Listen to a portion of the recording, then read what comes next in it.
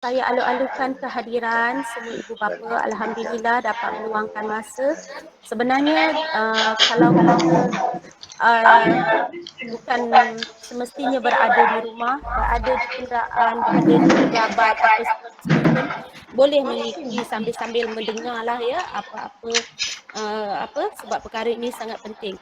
Sebelum saya mulakan penataran pelaksanaan jadual waktu kepada ibu bapa, saya jemput uh, Datin Hajah Nurhana binti Ali selaku guru besar SK2 Taman Selayang untuk memberi sepatah dua kata kepada ibu bapa sekalian.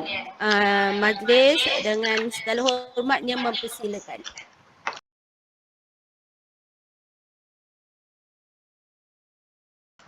Terima kasih Puan Nur Azizah selaku PK Pentadbiran dan Kurikulum. Assalamualaikum warahmatullahi wabarakatuh dan selamat sejahtera. Terima kasih di atas kehadiran semua ibu bapa, tahun 1, tahun berapa sih? Tahun 2 dan semalam kita buat 3, 4, 5, 6. Maknanya yang kita tak buat lagi prasekolah tahun 1 dan tahun 2. Ya, betul Datin. Okay. Jadi semalam kita sudah selesai bersama dengan ibu bapa tahun 3, tahun 4, tahun 5 dan tahun 6. Ya. Jadi pada hari ini kita akan berpenataran bersama dengan ibu bapa prasekolah tahun 1 dan tahun 2. Diharap dengan penerangan yang akan diberikan oleh PK pentadbiran nanti akan menjelaskan lagi, akan memberi sedikit panduan untuk ibu bapa ya, kerana PDPR versi 2 ini sangat berbeza dengan PDPR versi yang pertama dahulu. Jadi untuk pengetahuan ibu bapa, bukan kita saja-saja nak buat ya PDPR versi 2 ini. Ini adalah arahan KPM di mana KPM telah memberi penataran kepada semua guru besar dan pentadbir. Juga cikgu-cikgu boleh tengok dalam YouTube ya, penataran PDPR versi 2.0.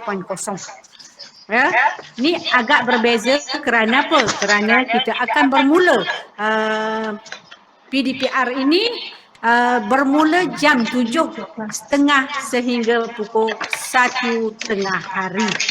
Ya. Jadi kita fahamlah ya anak-anak kita. Itu untuk sesi pagi, sesi petang bermula pukul 1 sehingga Oh ya.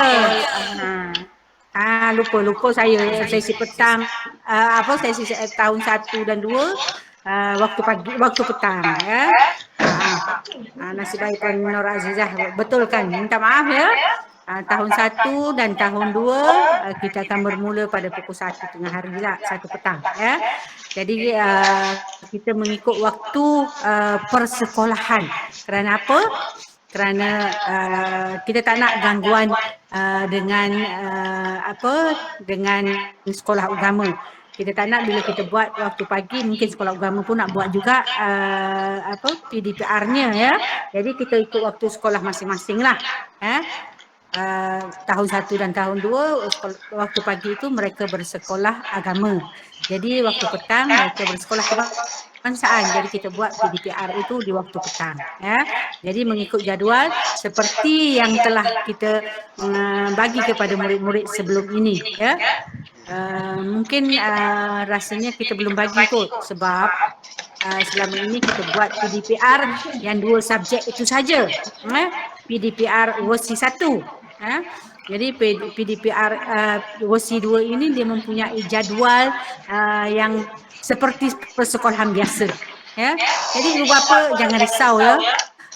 Kami pun mendapat arahan, kita ni pelaksana ya, kumpulan pelaksana, maka kita melaksanakan apa yang diarahkan.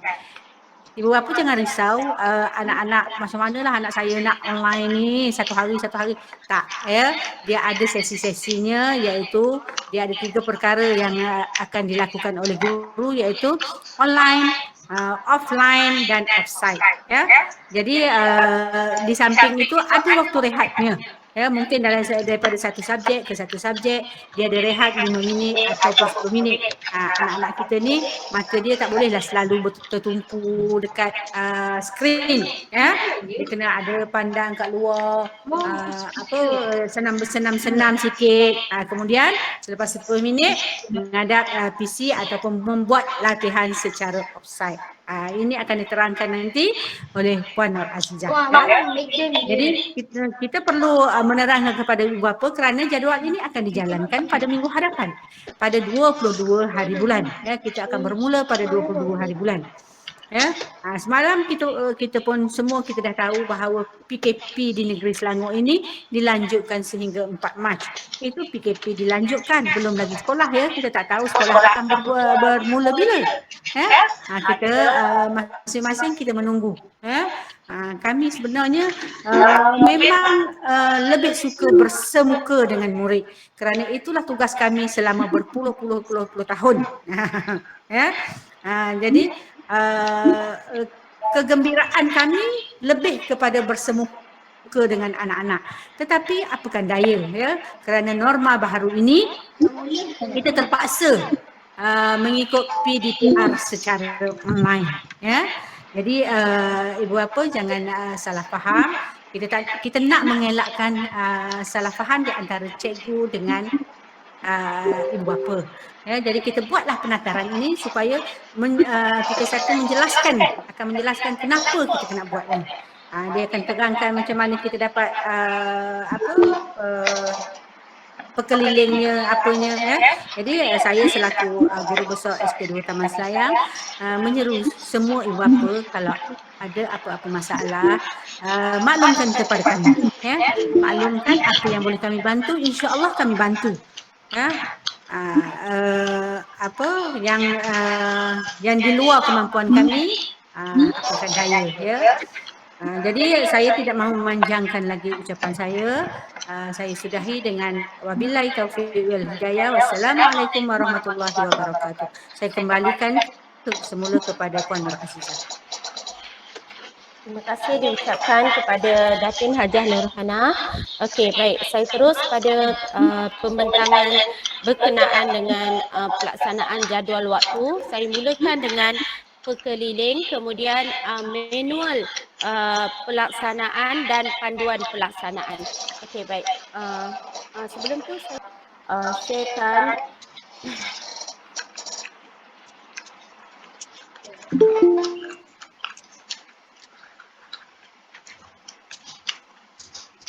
Okey, saya dah nampak pada skrin kedua saya. Ini ialah surat pekeliling ataupun arahan daripada KPM pada 2 Februari tempoh hari, pemakluman berhubung dengan manual pengajaran dan pembelajaran di rumah versi 2 dan panduan pelaksanaan jadual waktu, ya. Okey, sukacita dimaklumkan bahawa Kementerian Pelajaran Malaysia telah menyediakan manual pengajaran dan pembelajaran di rumah versi 2 dan panduan pelaksanaan jadual waktu pengajaran dan pembelajaran di rumah.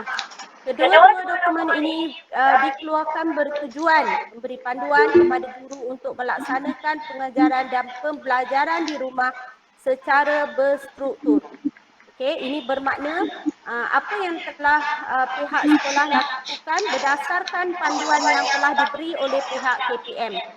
Okey, saya ringkaskan dengan pemakluman surat ini, maka surat pemakluman manual pengajaran dan pembelajaran di rumah bertarikh 2 Oktober 2020 adalah dibatalkan. Ini bermaksud manual pengajaran dan pembelajaran yang selama ini kita lakukan dari tahun 2020 terbatal. Yang mana yang kita boleh buat 2 subjek dan sebagainya itu terbatal. Ya. Jadi kita kena ikut yang baharu. Okey, saya stop sharing yang ini, kita pergi kepada manual yang lain.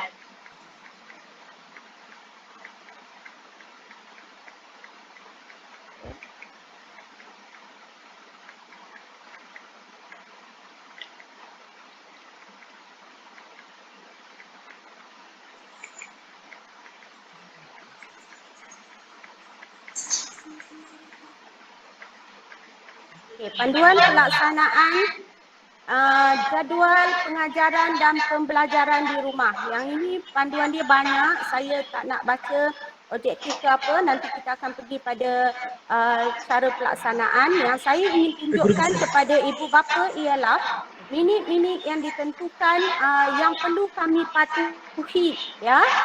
Sebab semalam, okey, ini ialah prasekolah. Okey, prasekolah ada beberapa jam.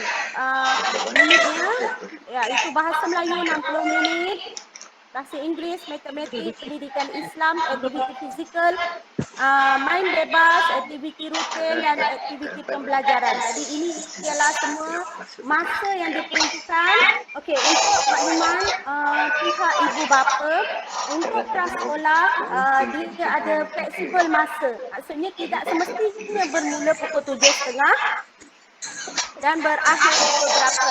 Okey, untuk makluman semua.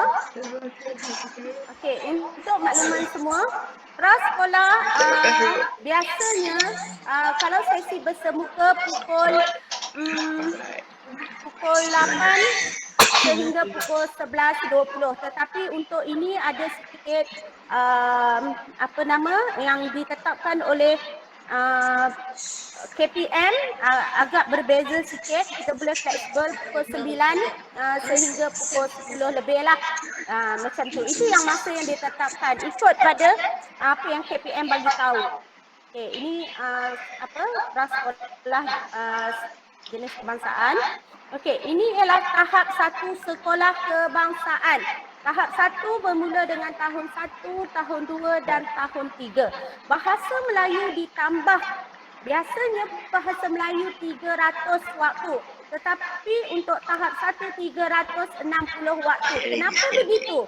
Kerana pihak kementerian memikirkan untuk tahap 1, darjah 1, darjah 2, kemungkinan penguasaan bacaan itu agak terjejas bermula dari tahun lepas lagi. Ya, murid tahun 1 tahun lepas seperti yang kita maklum, ya, tidak mungkin belum menguasai, ya, bacaan, tulisan dan sebagainya. Sebab itu kementerian menambah waktunya sebanyak 12 waktu, iaitu 360. Bahasa Inggeris 300, macam inilah yang kami jadikan panduan untuk membina jadual waktu. Okey. Pembelajaran tambahan bahasa Arab dan sebagainya.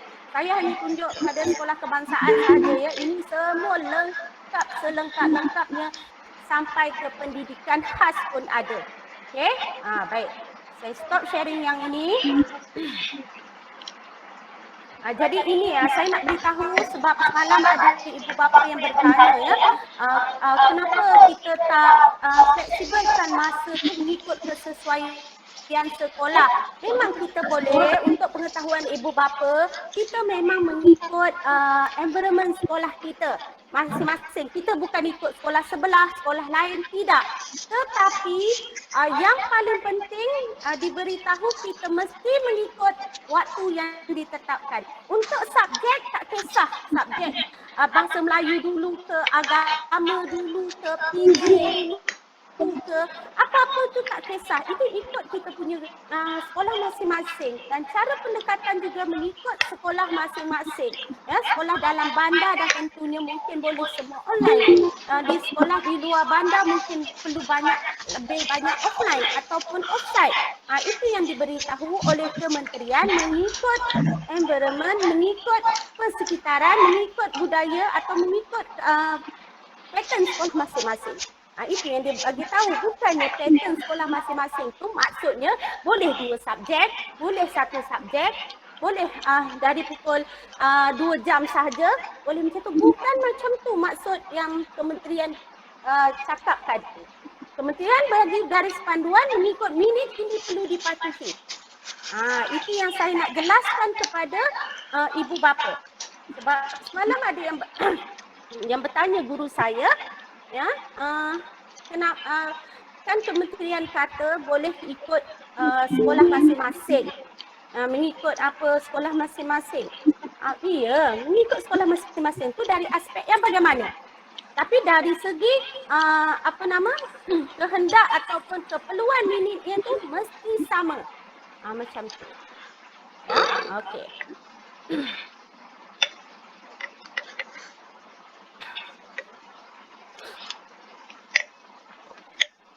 Terus pergi pada panduan pelaksanaan. Setelah ada jelas berkenaan dengan panduan membina jadual, kita pergi pula bagaimana cara kita nak laksanakan.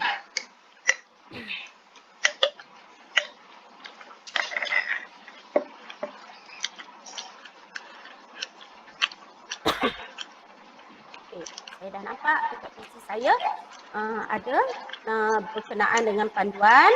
Okey, maknanya saya tahu ibu bapa juga nampak lah. Okey, slide saya ni.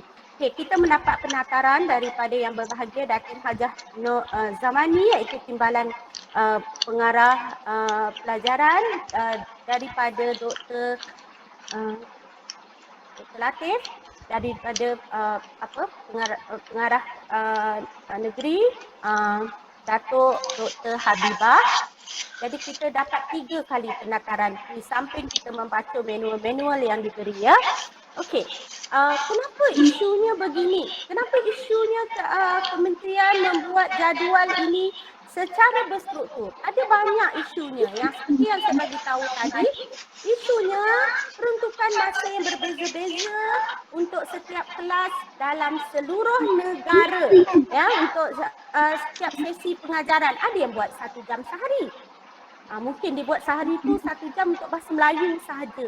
Macam tu. Ada yang buat 2 jam sehari. Selama ni pun kita buat 2 jam. Sebab manual 1.0 tempoh hari untuk sekolah rendah 1 sehingga 2 jam. Ya, kita berdasarkan manual ataupun arahan yang diberi. Jadi kita buat macam tu. Okey, kemudian ada juga yang buat 4 jam sehari. Ada juga yang buat sehari suntuk pun ada. Jadi macam-macam ya. Macam-macam. Jadi isu dan cabaran pelaksanaan jadual PDPR ini itulah yang saya bagi tahu, jadual waktu yang berbeza-beza. Tak kira walaupun sekolah sebelah ke, sekolah daerah lain ke, negeri lain ke, macam-macam besi ada. Itu yang pihak kementerian mengumpul data dan dia tahu. Okay. Kemudian pemberian kerja rumah tidak terancang. Apabila versi dibuat kurang dari segi sesi pengajarannya, jadi kerja rumah yang diberi banyak. Jadi berlaku lambakan kerja rumah kepada murid. Itu isunya. Ya, menjadi beban pula kepada ibu bapa yang tolong mengajar. Kadang-kadang ibu bapa pun tak faham dan sebagainya. Okey, kemudian pendekatan PDP yang tidak sesuai. Mungkinlah pihak kementerian dapati ada sekolah tidak langsung menggunakan online. Mereka hanya guna Google, hanya menggunakan offline sahaja, menghantar kerja rumah.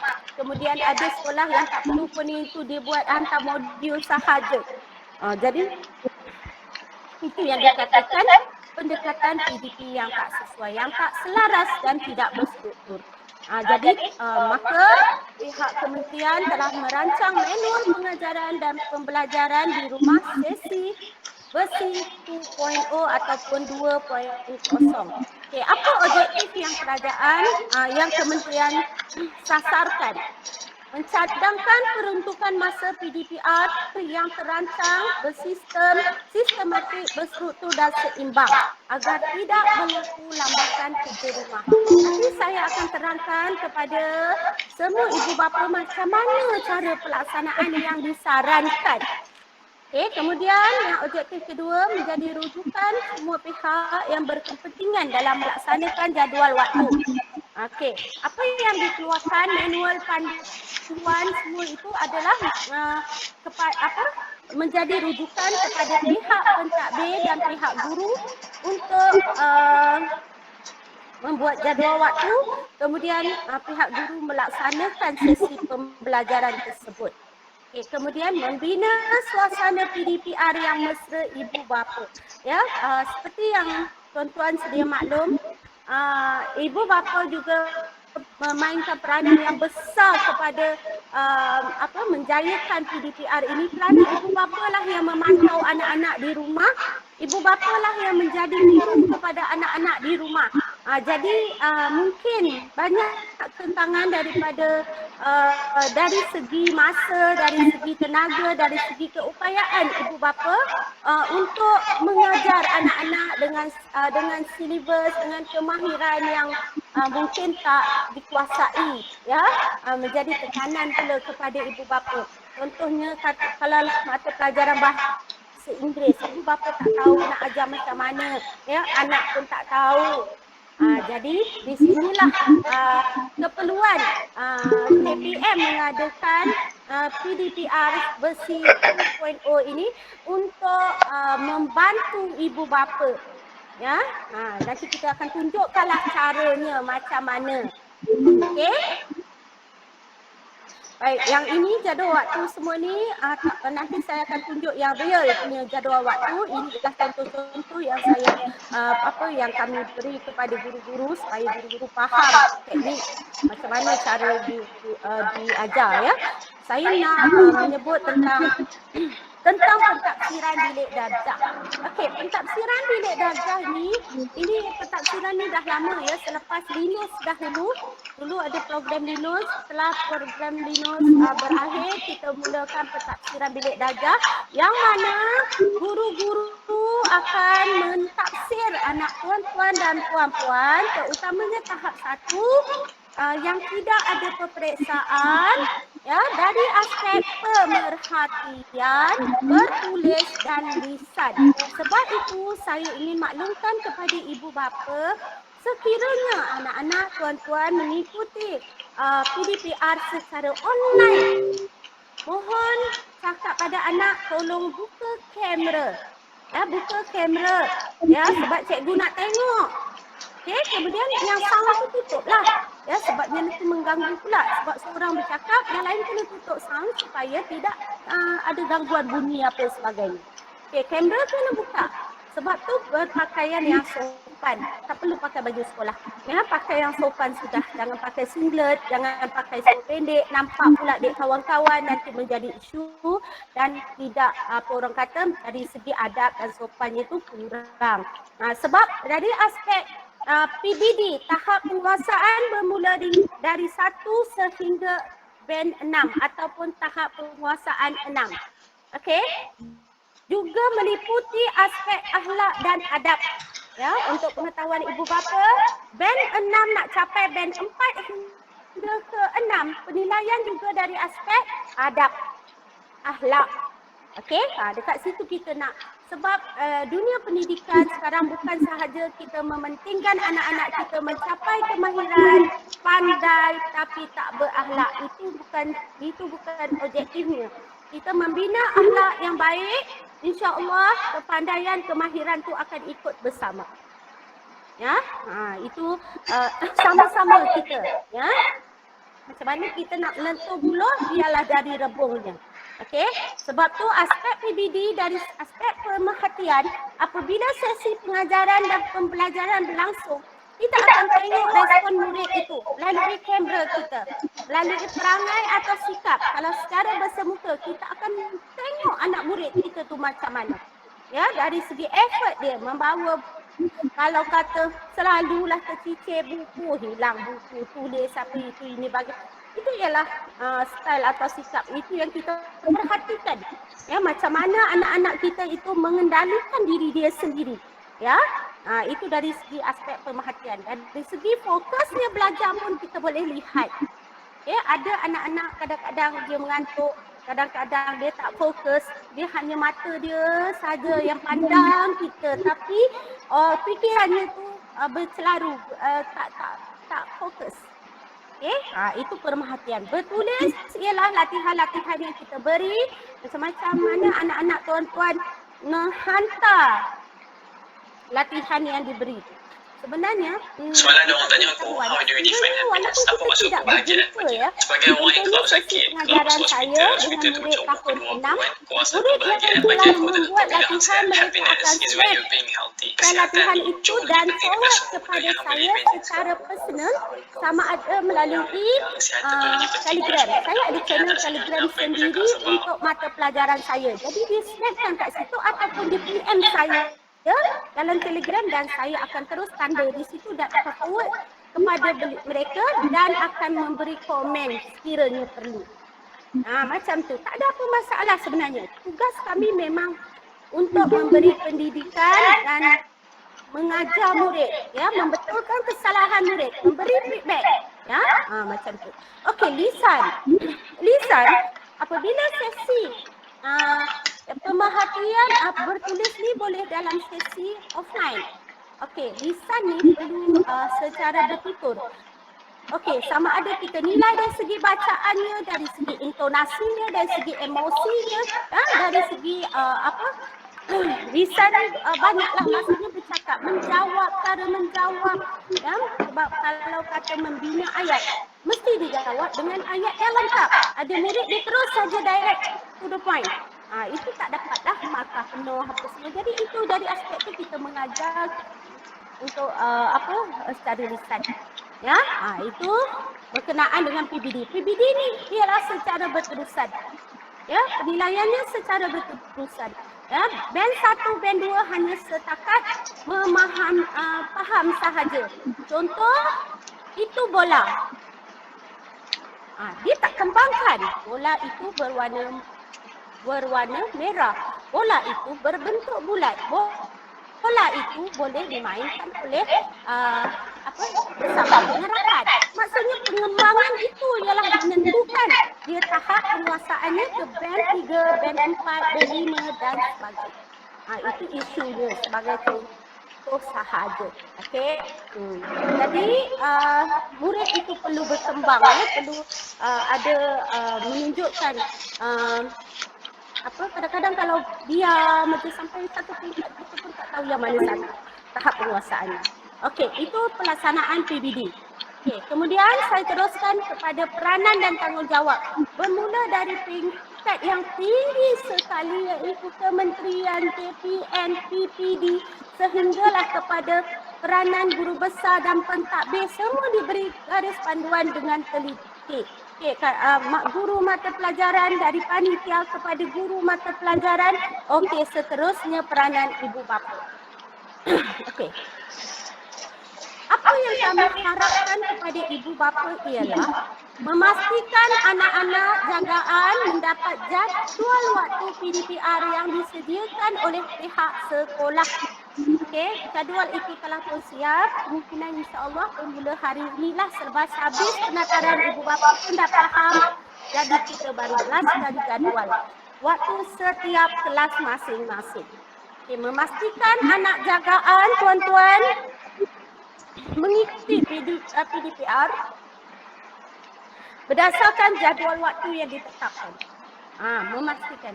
Tugasan tuan-tuan dan puan-puan, kita minta tolong sediakan anak-anak bersama kelengkapannya. Contoh mungkin peranti, mungkin alat tulis, buku-buku, buku teks, buku latihan yang perlu dibeli, yang akan digunakan oleh guru sebab guru akan maklumkan. Contoh, saya akan menggunakan buku kerja pemahaman pada minggu ini. Di samping sediakan juga buku teks dan buku sekian untuk ditulis. Bukan on the spot masa tu cikgu nak cakap kelang kabut murid. Ya, jadi itu ialah preparation ataupun perancangan yang cikgu buat. Berkomunikasi dengan pihak sekolah bagi menyokong pembelajaran anak-anak dalam jagaan. Okey, apa itu berkomunikasi dengan pihak sekolah? Jadi kita ni telah pun bersama-sama berkolaborasi. Maksudnya bekerjasama lah. Jadi perlu ada komunikasi antara kita. Ya, kadang-kadang anak tu dia tak tahu pun nak bertanya. Jadi ibu bapa sebagai wakilnya untuk berwasap ataupun memberitahu kepada guru. ya atau PM guru ya bertanya sekiranya tidak faham apa-apa. Jadi kita minta kerjasama daripada ibu bapa ya kalau ada apa-apa seperti yang Datin Hajah Nohana bagi tahu tadi, tolonglah bertanya kepada guru. Okey? Memberi sokongan dan membantu anak jagaan tuan-tuan dan puan-puan untuk belajar. Kita perlu memberi sokongan kerana untuk pengetahuan tuan-tuan. Negeri Selangor buat masa sekarang ni memang masih PKP. Bukan PKPB, PKP lagi. Jadi kita pun tak tahu sampai bila dia akan berturutan begini. Okey, baik. Ini dah selesai berkenaan dengan panduan pelaksanaan.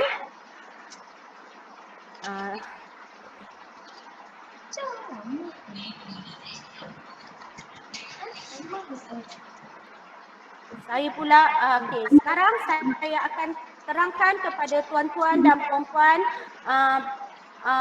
bagaimana pelaksanaan jadual waktu itu akan dilaksanakan untuk tahap 1. Okey? Okey, saya tengok dah. Akhirnya. Okey, sekiranya tuan-tuan menggunakan handphone ya, gunakan handphone kecil je kan. Tuan-tuan tekan dekat gambar tu dan nampak ada satu pin tu, tekan pin tu. Nanti dia akan besar. Jadi nampak jelas lah. Macam saya guna satu handphone, satu PC. Jadi saya nampak yang besarnya di PC saya ni. Kalau dekat handphone saya pun memang tak nampak sangat apa tulisannya. Okey? Jadi tuan-tuan pinkan. Okey. Sesi ini contoh tahun 3 adil. 3 adil juga tahap 1 ya. Jadi saya tak dapat jadual yang tahap sebelah petang, maka jadualnya juga begini, cuma waktunya berbeza. Bermula pukul 1. Okey. Contohnya mata pelajaran matematik ada 3 waktu ni pada hari Isnin. Ya, mata pelajaran matematik. Okey, ada 3 waktu. Dikendalikan oleh Cikgu Amran untuk kelas 3 adil.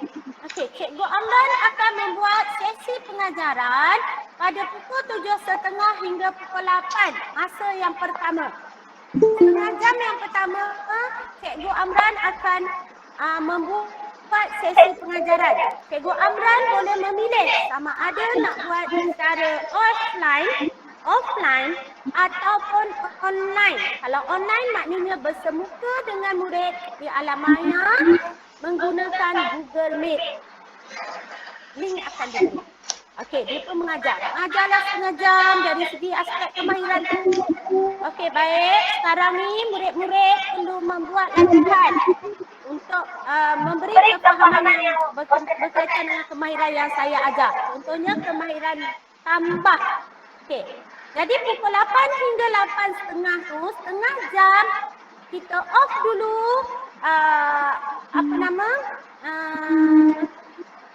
sesi Google Meet untuk murid membuat tutorial, membuat latihan yang diberi. Contoh mungkin Cikgu Amran hanya bagi dalam 10 soalan ataupun susah-susah kalau tahap 1, darjah 2 tu mungkin 5 soalan, 6 soalan. Okey, buat dulu ya, buat dulu.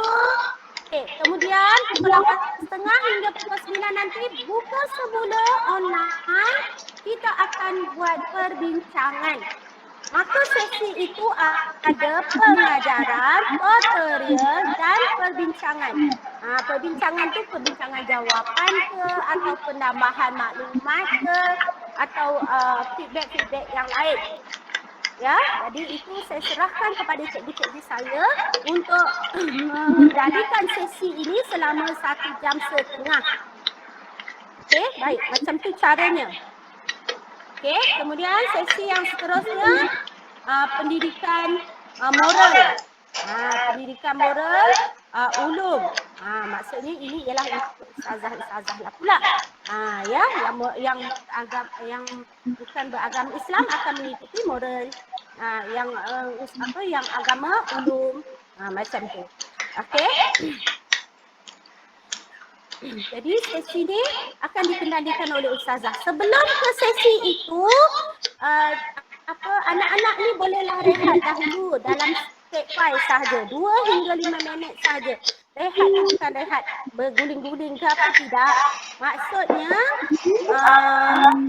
minum ke, haus kan. Kadang-kadang pergi tandas ke ataupun nak bersenam ke sikit. Ya, lepas tu baru disambung dengan mata pelajaran yang lain. Rehat macam biasa setengah jam. Kemudian sambung subjek PJ pula akan dikendalikan oleh Cikgu Nesa Rajan. Subjek PJ ni mungkin dia akan buat secara online atau offline. Okey. Apa yang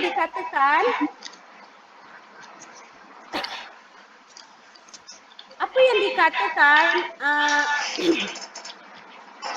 sesi pengajaran ini bukannya semuanya dari pukul 7.30 ni sampai pukul 1 atau pukul 1 sampai pukul 5.50 tu online. Tidak. Cikgu-cikgu akan berbincang siapa yang nak buat offline, siapa yang nak buat online. Kalau offline, macam mana pula caranya? Cikgu Amran, okey, pukul 7.30 ni sampai pukul 9, Cikgu Amran akan mengendalikan secara offline. Okey, Cikgu Amran boleh memberi arahan. Sebagai contoh, okey murid-murid, buka buku teks dari muka surat 1 sehingga 3. Jadi sediakan buku teks. Yang pertama sekali kamu tengok latihan yang diberi. Okey, mungkin Cikgu Amran akan snapkan contoh-contoh macam mana nak buat, atau Cikgu Amran sediakan video, atau Cikgu Amran sediakan record. Record ni tu yang kita buat record macam biasa dekat WhatsApp tu. Untuk pengetahuan ni, untuk diajar. Ataupun Cikgu Amran cakap gambar dan tunjukkan. Ini ialah cara-caranya. Itu ialah secara offline. Okay, sampailah sesi tu, sampai dia puas hati, maksudnya dia beri cara untuk offline tu. Kemudian murid buat. Kemudian perbincangan tu mungkin cikgu juga akan memberi secara arahan. Okey, yang penting untuk 7.30 sehingga pukul 9 ini dikendalikan oleh Cikgu Amran. Jadi kalau ibu bapa anak-anak tak faham, masa tu boleh WhatsApp ke, nak PM ke, nak telefon ke, sebab cikgu itu perlu ada pada masa yang ditetapkan untuk beliau. Ya, jadi ini ialah waktu dia sehinggalah berakhirnya pukul 9 tu. Jadi macam tu caranya. Selepas tu dia pun beralih ke kelas yang lain. Sebab seorang cikgu bukan mengajar satu pelajaran ya. Kadang 3-4 pelajaran. Elektif, subjek keras dan sebagainya. Akan beralih pula ke kelas lain. Jadi tanggungjawab itu bermula dengan cikgu yang baharu untuk mata pelajaran yang baharu. Sebab itu saya mohon kepada ibu bapa, apabila dah dapat jadual nanti tolong print, tampal. Nanti kalau kata setakat nak tengok dalam handphone ke, nanti hilang nanti apa semua susah. Ya, susah nanti nak tahu subjek apa anak nak belajar ni. Sebab kita kena guidekan anak-anak. Macam hari-hari yang bersemuka tu kita meminta anak mengikut jadual waktu. Macam itulah. Ya, jadi ibu bapa tahu subjek-subjek yang diajar. Okey. Itulah yang saya bagi tahu. Kita telah janakan jadual ini selama seminggu mengikut masa yang ditetapkan oleh kementerian. Ya, bukannya mengikut kehendak kita. Okey, contohnya tadi saya bagi tahu kepada untuk bahasa Melayu 360 minit. Maknanya 12 waktu. Cuba kita kira, cukup tak 12 waktu? 3, 6, 9, 10, 11, 12. Cukup ni. Untuk 4 hari belajar bahasa Melayu ni 12 waktu. Jadi cukup. Perlu cukup sebab kita perlu mematuhi untuk mencapai kemahiran yang ditetapkan sepanjang minggu pembelajaran.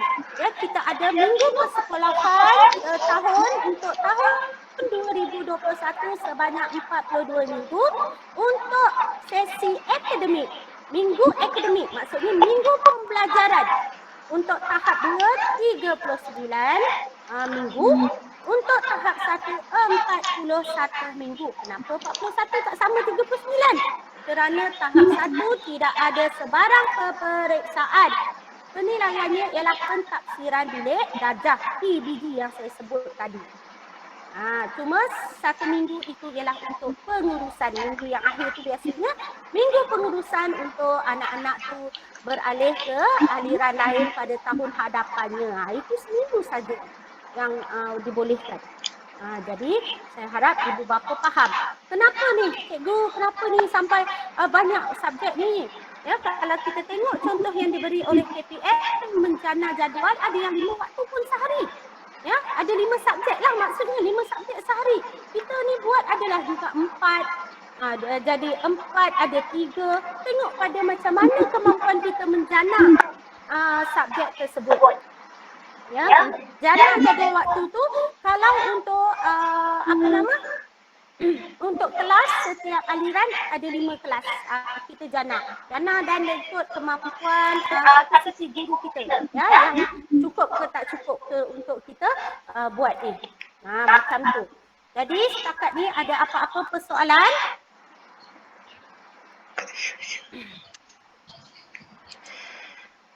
Okey, ini ialah contoh ya, saya ambil kelas 3 adil ni, tahap 1 juga. Sesi sebelah petang pun sama juga, cuma waktunya saja bermula pukul 1. Okey, memang jadual cikgu saya belum belas sebab apa kita perlu beri pengetahuan dahulu kepada ibu bapa. Sebab saya tak nak bila cikgu belas nanti pelbagai persoalan yang ada jadi susah. Nanti tak faham. Okey, yang mana yang tak ada boleh kita akan hantar report ni. Jadi boleh rujuk ya. Okey. Sekarang saya nak tunjuk yang pra pula. Ya, dekat tengah tu kalau guna handphone memanglah contoh tak nampak. Okey. Ini dia peruntukan sekali dibuat jadual cadangan KPM dengan minit-minit dia sekali lah. Ini untuk pengetahuan saja sebab nanti Cikgu Pra akan belaskan kepada ibu bapa murid-murid prasekolah ya. Okey, sesi pengajaran bermula pukul 9 dan berakhir pukul 10.50. Ini tak semestinya mula pukul 8, 8.30. Jadualnya secara fleksibel. Ya, guru-guru prasekolah kita juga telah mendapat taklimat khusus daripada pihak PPD. Ya, jadi kita boleh fleksibelkan pukul 9. Anak-anak kecil lagi ya, pukul 9. Dia mula untuk prasekolah tak sama dengan sekolah kebangsaan. Ya, dia masih kecil. Jadi jadualnya beginilah. Janji minit yang ditetapkan tu cukup. Minit yang ditetapkan tu cukup. Contoh bahasa Melayu 60 minit. 60 minit maknanya 2 waktu. Jadi 2 waktu lah. Ya, pukul 9 hingga 9.30. Kemudian mungkin ada lagi bahasa Melayu nanti. Macam tu. Ini ialah aktiviti yang diberi. Ya, aktiviti pembelajaran. Sesi pembelajaran bahasa Inggeris, aktiviti pembelajaran mengikut jadual yang ditetapkan. Ya, jadual untuk prasekolah sikit. Tak banyak mana. Okey. Jadi juga disediakan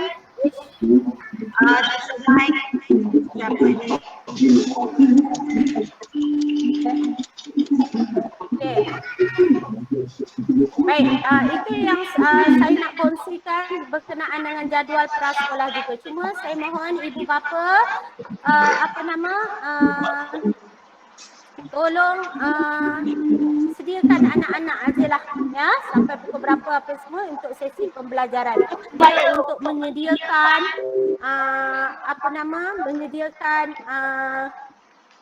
alatan atau peranti. Ya. Sebab sebenarnya bukan sahaja sekolah rendah, sekolah menengah juga akan menghadapi sesi yang sama. Ya, akan mendapat jadual yang sama. Kemungkinan peranti tuan-tuan tu seorang anak tu biasanya ialah saya susah nak bagi tahu tapi ikutlah kemampuan yang ada. Sekiranya tak ada, sekiranya tak cukup, ya, mungkin boleh PM cikgu, boleh tak sediakan bahan ataupun hantar apa maklumat yang berkaitan dengan pembelajaran tadi kepada anak saya. Mungkin dibuat pada waktu lain kerana tiada peranti. tiada peranti ataupun ibu bapa yang bekerja, ya. Jadi bahan-bahan itu boleh kurangnya kalau dari 10 anak dapat 5 pun alhamdulillah. Kita tak anggarkan dari 10 akan dapat 10/10. Tidak. Kalau anak kita dapat 8 ke, dapat 7, dapat 5, dapat 4 pun alhamdulillah, dapat juga belajar pada satu hari itu. Ya, kemahiran yang diajar. Cuma itulah daripada kemampuan ibu bapa lah yang berkolaborasi dengan pihak kami menyediakan anak-anak tersebut. Ya, kalau dari segi kekurangan itu sama-samalah kita atasi. Ya, berbincang dengan cikgu. Ya, berbincang dengan cikgu. Untuk pengetahuan tuan-tuan dan puan-puan, cikgu saya selalu hadir ke sekolah mengikut kapasiti yang dibenarkan 30% untuk belajar membuat video, untuk belajar meningkatkan kemahiran untuk memberi maklumat ataupun memberi pengajaran, sesi pengajaran yang berkesan kepada anak murid kita. Ya, sebab kita kena maklum ibu bapa guru-guru juga ibu bapa. Mereka juga ada anak. Ya, sama saja kekangan yang kita hadapi. Ya, kalau kata kita berurusan kerja, nak tinggal handphone dekat anak, ada juga kebimbangan. Kita faham anak-anak ni setakat mana fikirannya. Ya, sama ada benda itu digunakan untuk sesi pengajaran ataupun sesi bermain dia. Ya, apabila kita tinggalkan, kita pun tak berapa tu juga. Jadi situasi itu perlu sama-samalah kita atasi dan sama-sama kita cuba. Ya. Hasrat kerajaan ialah setiap anak-anak perlu mendapat pendidikan walau apa sahaja kekangan ataupun pandemik ini masih belum berakhir, tetapi anak-anak berhak mendapat pendidikan. Ya, jadi saya harap ibu bapa maklum tentang hasrat kerajaan. Kami sebagai pelaksana perlu akur, ya, perlu, bukan kita tak fikirkan segala-gala. Kalau kita nak fikirkan semua pun kita tak mampu, luar kemampuan kita. Kalau kata ada satu kongsi-kongsi lah, kalau tak dapat sepenuhnya ada bahagian yang dapat, ya, macam tu. Okey, jadi ada sebarang pertanyaan daripada pihak tuan-tuan dan puan-puan. Aziz, ada Muhammad Afizuddin tu angkat tangan, tak tahu siapa. Muhammad Afizuddin. Muhammad Afizuddin, ya. Boleh buka mic dan bertanya kalau ada yang nak bertanya, ataupun boleh PM kalau dapat saya baca. Okey, berkenaan dengan minggu transisi. Nasib baik saya ada baca chat ni.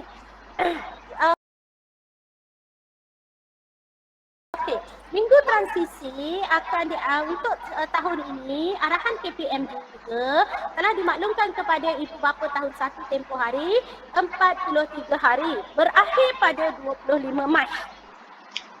Maka untuk tahun 1 kita teruskan minggu transisi itu sehingga 25 Mac.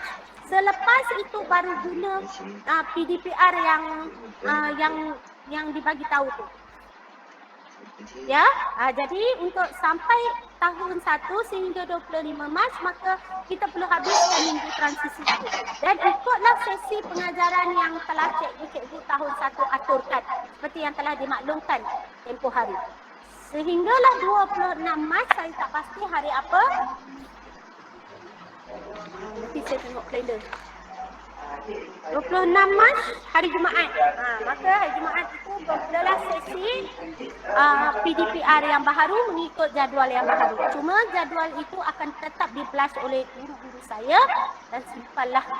Dan makluman akan diberi dari masa ke semasa. Okey? Buku teks, penggunaan buku teks. Penggunaan buku teks juga perlu. Okey, tahun 1 masih dalam minggu transisi. Tunggu tarikh diumumkan baru datang ambil buku teks. Itu saya harap tuan-tuan maklum ya untuk tahun 1 sebab buku teks masih belum ada. Kemungkinan kalau ada sesi pengajaran pun bahan disediakan oleh guru saya. Sehinggalah tamat transisi baru ambil buku teks, mungkin pengajaran itu menggunakan bahan yang lain. Okey, di samping itu juga guru-guru saya juga menyediakan lebaran kerja. Itu ialah secara offsite. Yang diberitahu secara offsite itu ialah bahan-bahan atau modul atau lebaran kerja yang disediakan di pondok pengawal tersebut, diminta guru ambil, ibu bapa ambil. Itu juga satu keperluan untuk menampung sekiranya ada anak-anak yang tak ada peranti, yang tak ada internet dan sebagainya. Maka sesi pengajaran tetap berlangsung. Okey, itu kena ibu bapa kena maklumlah. Jadi mungkin cikgu tanda, cikgu betulkan apa semua. Jadi itu yang saya kata, kalau dari 10 dapat 4 pun alhamdulillah masih ada lagi sesi pengajaran, itu yang boleh kita usahakan. Okey, janganlah tuan-tuan sampai stres, sampai risau, sampai kalau ada keperluan yang sangat-sangat mendesak, kita berhubunglah dengan pihak pentadbir, ya, dengan guru besar, datang jumpa guru besar. Contohnya saya nak makan pun tak tu, tengah terkesan sangat apa-apa. InsyaAllah kita cuba panjangkan pada pihak-pihak yang berkenaan, ya, sebab kita faham. Tapi kita tak nak ibu bapa menolak maksudnya bukanlah maknanya terus menolak, tak payahlah belajar. Kita ni dah susah, dah itu ini bagi semua. Tak, jangan macam tu. Jadi kita berhubung dengan pihak sekolah, macam mana nak buat ni, saya tak ada telefon, saya tak ada internet, ya, nak makan apa semua. Jadi kita bagilah bahan. Kita bagi bahan, belajar juga anak-anak. Ya.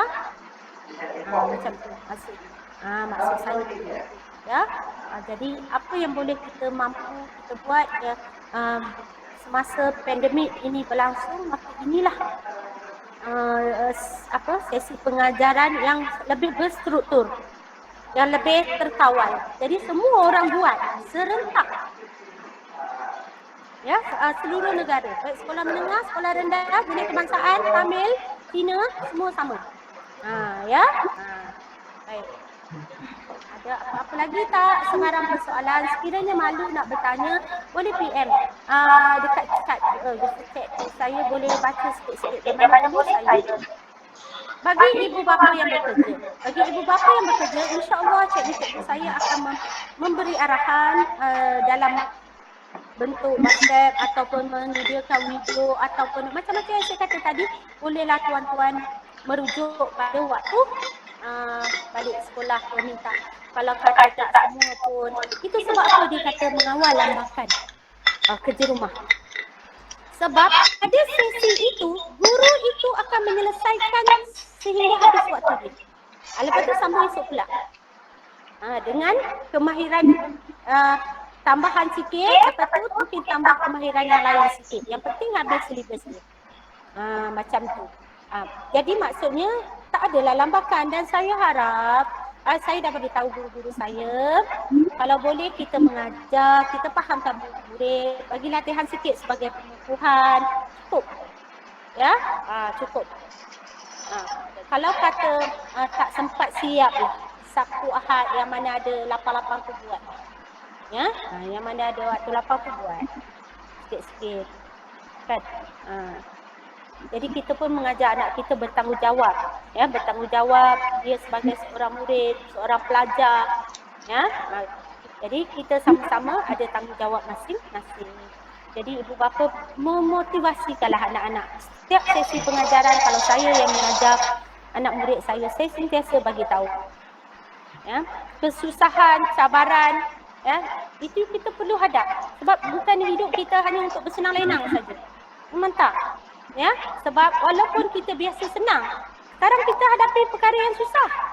Kita tak tahu apa jangkaan ke depan lagi, tambah susah lagi ke atau macam-macam mana, kita tak tahu. Jadi apa-apa saja kita perlu kentalkan jiwa anak-anak kita untuk mencari ilmu. Walaupun mak bapak kita senang ke apa ke, kita perlu mencari ilmu. Ya, tidak selamanya anak itu boleh bergantung harap kepada kita. Mereka perlu ada ilmu, ya. Sekurang-kurangnya utama membaca. Saya nak share satu perkara. Ada anak murid kadang sampai darjah 6 tak boleh membaca. Tak boleh membaca. Saya kata, cikgu bukan nak kamu dapat A, nak lulus cemerlang macam orang lain. Cikgu nak kamu baca nombor bas. Bas tu nak pergi ke mana? Ke Warta, ke Selayar Mall. Kamu perlu tahu membaca. Kalau kamu tahu membaca, kamu boleh hidup. Ya, kalau walaupun kamu tak pandai belajar, itu orang rezeki masing-masing. Kalau kata semua nak jadi orang yang hebat-hebat, siapa yang nak jadi yang bekerja niaga, yang bekerja macam-macam yang pekerja-pekerjaan tu, siapa pula? Sebab Allah dah tentukan apa kita punya tu. Cuma kemahiran belajar tu, ilmu tu perlu. Kurang-kurangnya sikit-sikit untuk bahasa Inggeris, matematik, bahasa Melayu perlu baca, membaca tu perlu. Ya, Allah. Jadi kalau ibu bapa tak ada kesedaran, ya, ada ibu bapa yang dia sangat remeh anak dia tak boleh membaca. Jadi saya sampai cakap dengan kami yang mengejar anak-anak tu, ya, mencari di rumah. Ya, lepas tu kalau kata ada sesi tu pula dia pergi main basikal. Dapat tangkap. Jadi macam mana sampai macam tu sekali? Jadi sampai satu perkara je saya cakap, kamu nak ada girlfriend ke? Kalau ada girlfriend, nanti takkanlah setakat nak telefon pun dah nama girlfriend tu tak tahu ejaan. Cakap nak telefon pun tak tahu. Ya, nak telefon tak tahu, nak WhatsApp tak ngerti. Jadi nikmat hidup tu tak ada lah. Boleh lah. Senyum aja. Kalau kata, jadi itu yang kita tak nak. Jadi matlamat saya ialah Sifa tidak tahu membaca. Ya, itu matlamat saya. Saya bukannya menyasarkan kualiti A semata-mata. Yang penting matlamat kita ialah untuk kemenjadian anak-anak. Ya, jadi ikhtiarkan kalau berdasarkan pengalaman saya mengajar anak-anak membaca bukannya susah sangat, tapi janganlah paksa dia sampai 10 buku surat. Satu hari satu buku surat saja. 10 minit, 15 minit. Cukup, nanti ulang lagi. Sediakan flashcard yang kecil-kecil tu untuk huruf wakil. Ya, batasan, baca cantum-cantum sahaja sebenarnya. Ya, cikgu tuan-tuan boleh rujuk YouTube macam mana nak mengajar anak, ya, membimbing anak membaca. Ya, itu ialah usaha yang tuan-tuan boleh lakukan, kerana kalau kita mengharapkan sekolah semata-mata, macam mana dengan tak boleh bersemuka dan masa yang terhad untuk ajar anak-anak kita membaca. Jadi itu perlu kita lakukan.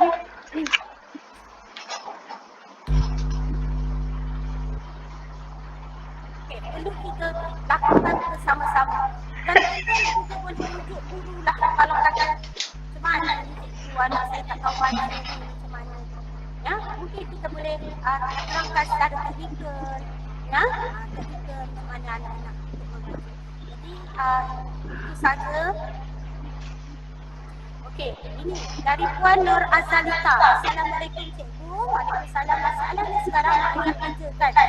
Susah juga nak pantau anak-anak di rumah mengikut kelas ni. Malah dia orang sama adik-beradik.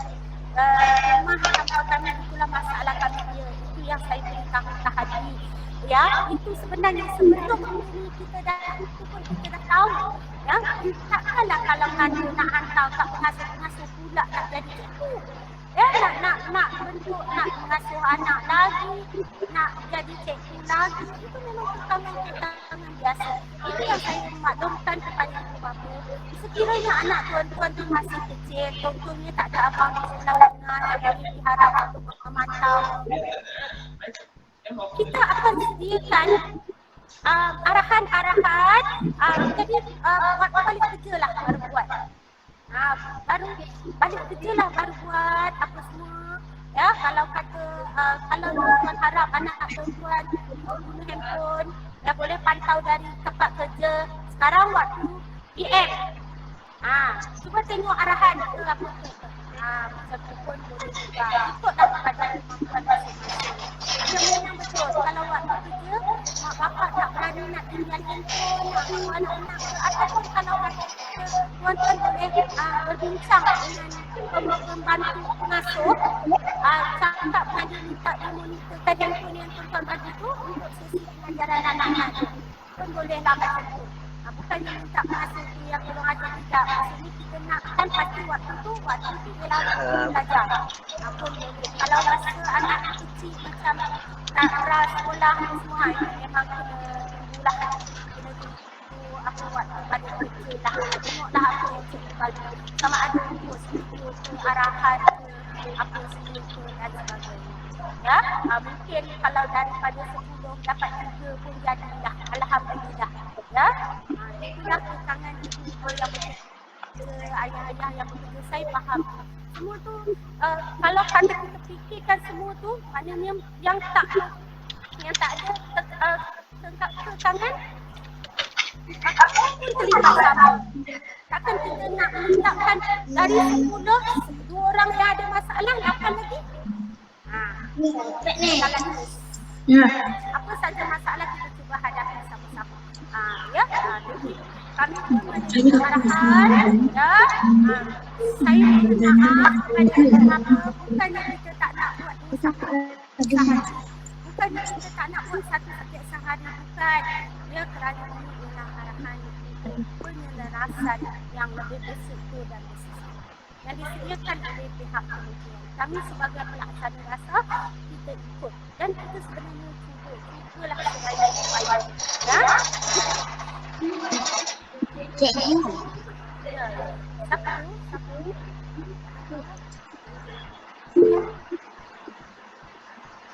Ya, biasanya macam tu.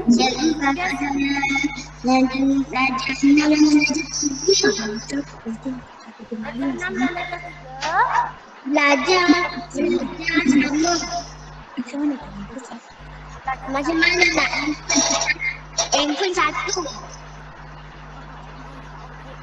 Baik, handphone satu, kakak saya darjah 6 dan darjah 3, pelajar 7.5 sampai 1 juga. Itu yang cikgu bagi tahu. Kemungkinan kita bagi laluan kepada kakak kita dulu darjah 6. Kalau ada online, kalau yang kalau secara online, kita bagi kakak ada itu nanti kemudian, ya, arahan lihatkan ayat cikgu yang seperti bahasa arah cikgu bagi saya reply ke WhatsApp. Orang lain mungkin ada orang satu PC, kita ada satu. Kita guna sebaiknya ganti-ganti dan bagi tahu cikgu, saya PC saya ada satu saja, kakak guna dulu. Nanti selepas ni saya masuk pula. Ataupun saya ingat cakap macam tu, ya, dengan cikgu. Kita fahamkan cikgu. Jangan sampai cikgu cari. Mana ni tak masuk ni, mana ni tak masuk ni. Kalau dah kita bagi tahu cikgu faham. Ya. Assalamualaikum. Okey, ya. Assalamualaikum. Assalamualaikum cikgu. Waalaikumsalam. Okey, nama saya Puan Haniza. Saya ibu pada Humaira Wafa dari satu Adil.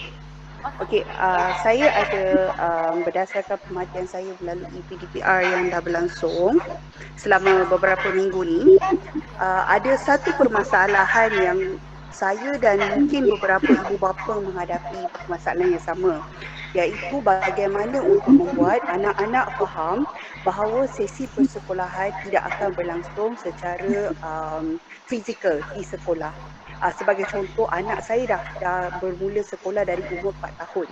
Jadi pemahaman anak saya sekolah adalah sekolah. Not through handphone, bukan melalui kelas online, Google Meet, whatsoever. Sebab saya perhatikan anak saya sendiri attend sekolah kebangsaan dan sekolah agama. Approach sekolah agama pada minggu pertama sebelum PDPR adalah untuk memberi penerangan secara online melalui Google Meet, kaedah Google Meet, menerangkan kepada anak-anak tentang suasana persekolahan. Bagaimanapun sekolah kebangsaan menggunakan approach melalui perkongsian video, which yang kita kena show pada anak-anak lah. Jadi sampai sekarang anak saya menghadapi masalah. Saya rasa salah satu permasalahan yang anak-anak hadapi sekarang ialah bagaimana untuk memahami ini adalah norma baharu sesi persekolahan yang mereka hadapi untuk satu tempoh yang mungkin agak panjang. Kita tak tahu mungkin akan berakhir tahun ni ataupun tahun depan sahaja mereka akan kembali ke sekolah. Jadi ibu bapa macam sebagai saya sendiri cuba untuk memastikan anak-anak dapat yang terbaik, memiliki gadget sendiri, memiliki talian internet yang stable, tapi kesediaan anak-anak itu adalah perkara pertama bagi saya yang lagi penting berbanding kepada sama ada mak bapak boleh, ibu bapa memberi kerjasama untuk memastikan. Tapi kesediaan mental anak-anak ini adalah sangat penting bagi mereka memahami ini adalah persekolahan. Jadi setahu saya setiap sekolah mempunyai unit bimbingan dan kaunseling. Jadi saya anjurkan kalau boleh pihak sekolah sebelum memulakan sesi PDPR 2.0 sekurang-kurangnya memberikan satu bagaimana penerangan ini adalah persekolahan supaya anak-anak lebih faham. Sebab kadang-kadang anak-anak ni bila mak bapak explain, ibu bapa explain, mereka rasa bahagia ini adalah sesuatu yang tidak, mungkin benda ini sebenarnya bukan berlaku. Saya harap fahamlah apa yang saya cuba sampaikan kepada pihak sekolah, dan sebab setakat ini memang kita pun faham cikgu ada kekangan, ibu bapa ada kekangan, semua pihak ada kekangan. Jadi saya mohon sekiranya pihak sekolah boleh melakukan sesuatu untuk buat anak-anak ready, faham ini adalah sesuatu yang anda akan hadapi. Jadi insyaAllah kalau anak-anak boleh faham, saya rasa benda ni akan menjadi lancar. Itu pandangan saya lah. Terima kasih. Assalamualaikum. Mak Dini. Terima kasih kepada Puan tadi cerita Puan yang memberi pendapat dan pandangan. Memang betul ya. Sebab murid tahun 1 dia tidak pernah melalui sesi persekolahan perdana. Ya, sebelum ni dia tadika dan sebagainya. Tak sama. Kadang tadika swasta pun dah boleh dah bersedia. Tetapi sekolah sesi orang kata perdana ni dia dah lama macam ni. Google ni dia punya problem. Bila dah lama dia dah mula meragam. Walhal kita tak usik apa-apa. Macam semalam. Bila sesi kedua, kita ada 2 sesi semalam. Sesi yang pertama clear sangat. Sesi yang kedua dia dah mula dia kejap dia macam-macam. Memang Google ni sendiri yang ada masalah. Kadang-kadang internet kita tu saya sendiri menggunakan hotspot. InsyaAllah buat dah rasa tak ada apa masalah internet. Jadi saya harap perempuan bersabarlah ya sekiranya kita menghadapi masalah ketika kurang dengar suara dan sebagainya. Saya dah mic ni dah start dah letak kat mulut ni, takut tak dengar. Okey, baik. Berkenaan dengan yang Puan tadi cadangkan, saya akan tunjukkan ini berbincang bersama guru besar dan guru kaunseling sekolah kami. Memang betul, saya rasa memang persediaan fizikal dan mental anak-anak ini juga perlu kita ambil kira. Memang kalau kita, setakat kita, ibu dia bercakap, dia lebih dengar cakap cikgu. Cikgu cakap macam ni. Walaupun mak dia pun cikgu, dia nak cikgu dia juga. Ya, saya faham tu. Okey, jadi insyaAllah saya akan cuba berbincang dengan guru besar. Ya, mungkin kita akan buat untuk tahun 2 tak apalah sebab dia dah pernah masuk sekolah juga. Ya, paling-paling pun untuk tahun 1 lah kita akan sediakan 2-3 link. Untuk bagi anak-anak ni dengar apa semua penjelasan. Di samping ibu bapa terangkan ini ialah pandemik, ini ialah melibatkan virus, ya, kita belum mendapat lagi vaksin. Semua-semua tu ibu bapa berperanan memberitahu anak-anak. Tapi saya faham apa yang dimaksudkan oleh Puan tadi. Ya, anak-anak tak faham. Ya, kalau sekali cakap mungkin dia ingat, lepas tu dia tak ingat lagi. Sesi pembelajaran ini telah berubah, ya, sebab kita tak jangka bila lagi dan kita sendiri pun masih PKP sehingga bulan 3. Bulan 3 nanti sambung lagi bulan berapa kita tak tahu silap-silap macam manalah agaknya. Ya, sebab kalau kita tengok ya SPM pun sendiri kita maklum macam mana macam bergolak jugalah nak menghadapi peperiksaan yang begitu besar, ada anak-anak yang terkena dan sebagainya. Ya, jadi option kelas malam. Kelas malam untuk sesi sebenarnya macam ni tuan-tuan dan puan, ya, cikgu juga ada anak-anak. Ya, cikgu juga ada anak-anak yang perlu dibimbing. Ya, saya tidak boleh memaksa ya, walhal pihak kementerian pun sendiri dah bagi tahu masa cikgu bekerja. Sebab cikgu bekerja selepas saja sesi dia mengajar, dia juga perlu menyediakan bahan untuk sesi berikutnya. Kalau kata bahasa Melayu, contoh saya guru bahasa Melayu, dia juga mengajar sejarah ataupun PJ ataupun subjek elektif lain, PSB. Contohnya 4 subjek ni semuanya perlu prepare bahan, perlu preparation. Bukan cikgu berehat dari pukul 7.30 sehingga waktu kerjanya pukul 1. Selain daripada tugasan dia untuk menyimak, untuk membuat pentafsiran, merekodkan, ya, dan membuat video dan sebagainya. Ya, jadi saya tidak berhak memaksa cikgu-cikgu saya untuk membuat kelas waktu malam. Apa yang boleh kita katakan, kita boleh menyediakan bahan dan anak-anak rujuk. Ya, kita tidak mampu memenuhi semua mungkin sekali-sekala mungkin boleh lakut. Ya, mungkin boleh kalau kita kata bolehlah rasa Steven ni budak ni betul-betul tak faham ni, tak boleh lagi dah. Kita boleh berbincang. Itu atas perbincangan cikgu dengan ibu bapa. Sebab malam guru juga berkeluarga. Dia ada tanggungjawab dia yang lain. Jadi kita kena faham juga aspek itu. Ya, kena faham juga.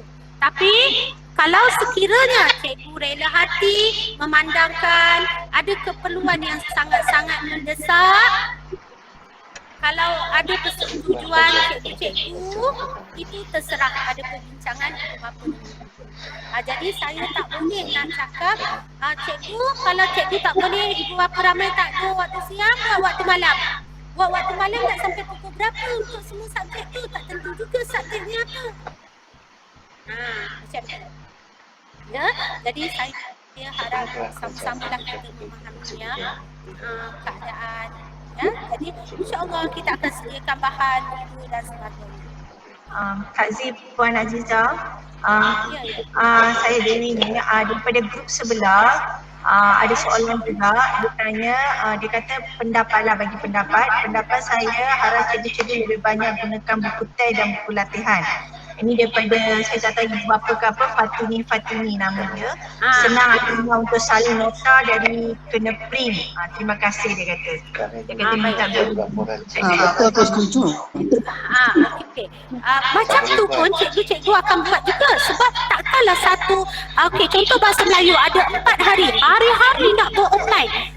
Tak mungkin juga. Mungkin dalam 4 kali apa nak cakap, mungkin 2 kali online, yang lain tu semua menggunakan buku teks. Sebab kita perlu mempelbagaikan kaedah ataupun cara, ya, dan latihan susulan tu menggunakan buku teks, buku kerja dan sebagainya.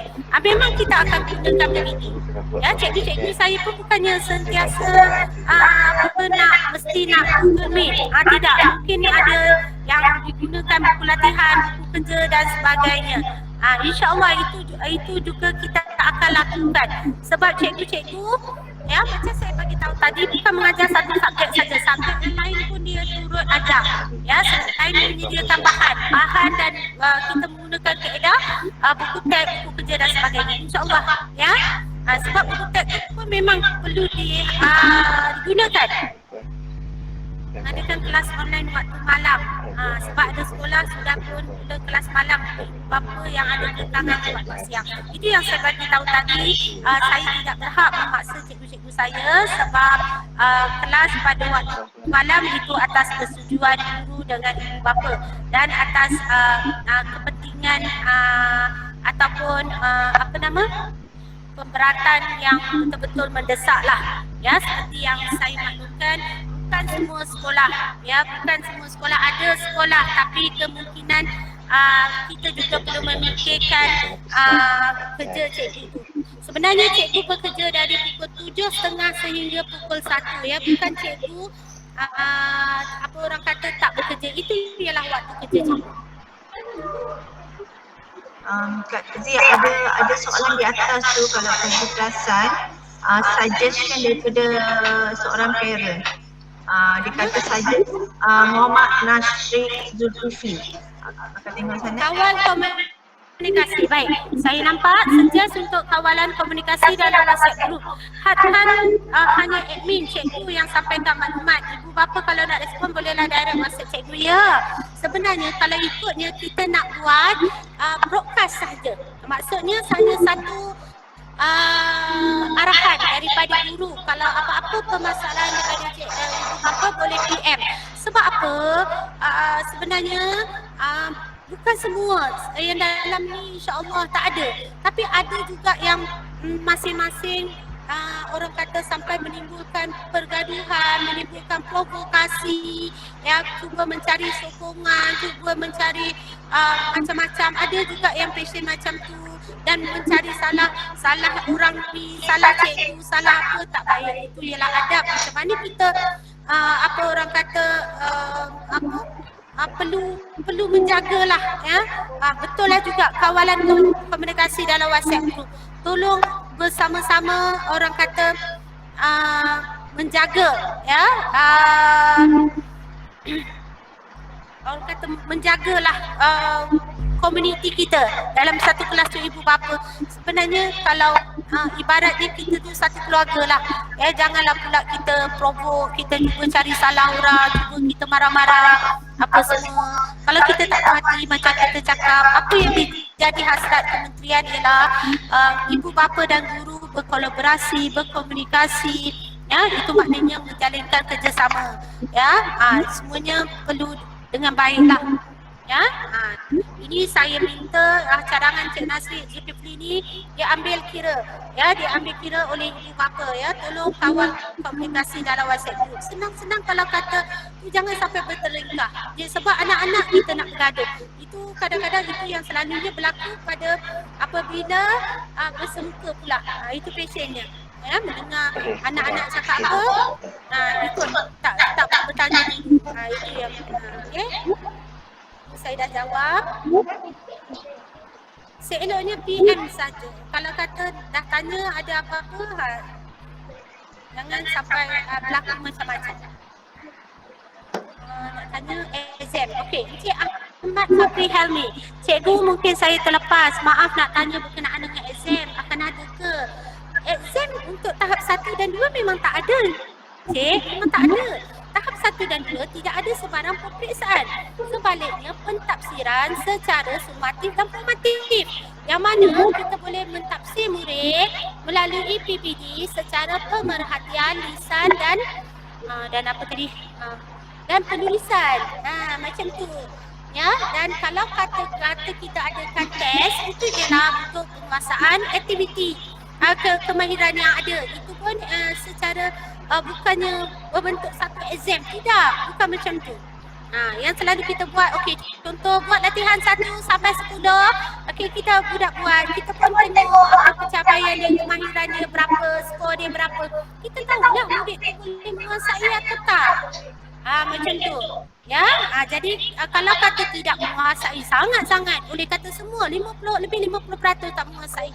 Jadi kemahiran itu akan diambil kira oleh guru untuk membaiki lagi. Ya, memberi penerangan yang lebih. Macam tu. Okey, sebenarnya tak ada peperiksaan untuk tahap 1. Hanya tahap 2 saja. Sebab tu minggu akademiknya 41 daripada 42 minggu. Okey, jelas ya?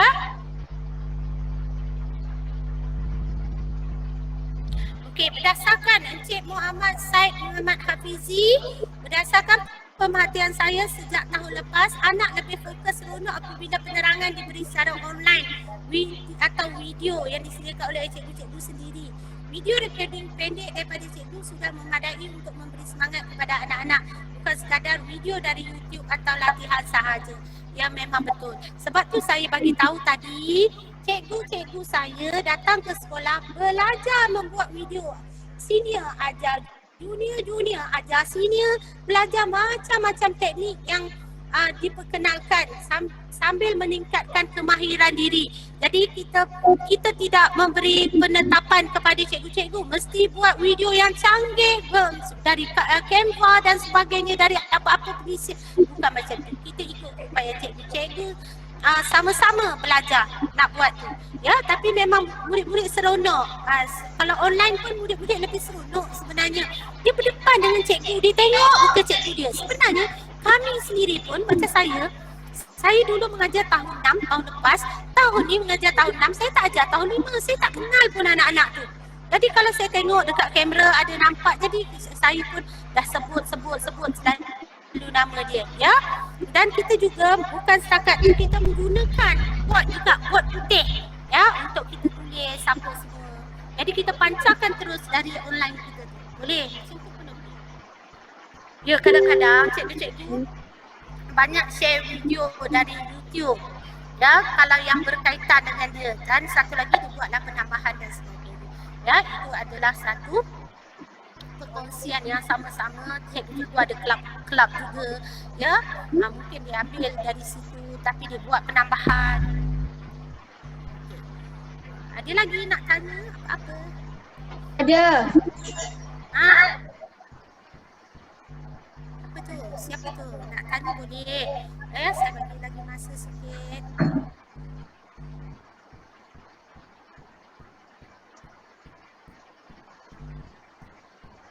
Okay. Kalau ada apa, yang perkara yang penting, saya harap ibu bapa semua faham apa yang telah saya maklumkan. Dan saya minta tadi yang cadangan berkenaan dengan BNK tu nanti saya cuba usahakan, ya. Saya cuba usahakan. Memang betul lah kita boleh masuk 2-3 link, kita suruh anak-anak darjah 1 kita masuk.